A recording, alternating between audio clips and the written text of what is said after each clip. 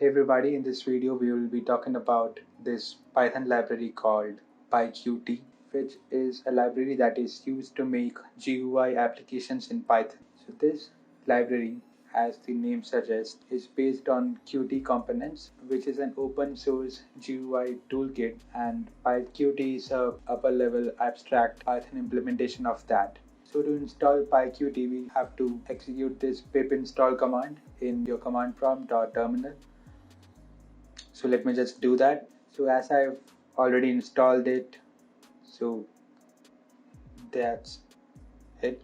I'm using a Jupyter notebook for this demonstration so that I can explain things while I write the code. So next we will be talking about components in PyQt. There are multiple components for this video, since it's an introductory video where I'll make a small hello world program in PyQt. So we'll be talking about widgets, which are like everything you see in a PyQt application is a widget. Everything like buttons, labels, all windows, progress bars, etc. For example, in this video we'll create a program that will display a label widget in an application. So firstly we'll import the Qt widgets class from PyQt 5 library, and then we'll initialize a class called QApplication, which is the main class in GUI application using Qt. QApplication class manages all the flow control and the main settings of the application, and no matter how many windows the application has, every GUI application has precisely one QApplication class object.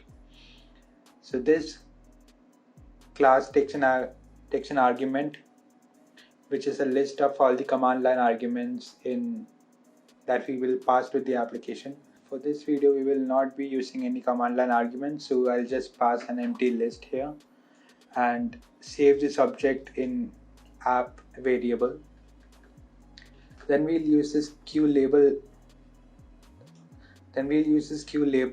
widget, and this label is used to display some text in Qt application. And in order to display this label, we have to call the show method of this object. And finally we'll execute app.exec underscore method. This will actually run the Windows application, GUI application, and returns a 0 if the user intentionally closes that application.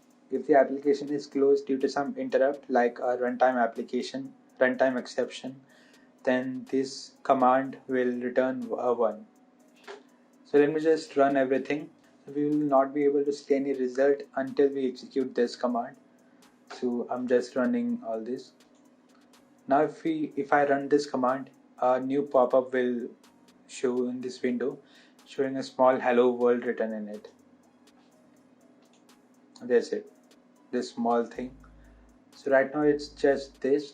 The next video we will be exploring different widgets. Also we'll be taking a look at different layouts we can arrange these widgets. So that's it for this video. Be sure to subscribe to this channel if you want more videos like this, and like, share, comment, everything. Bye bye.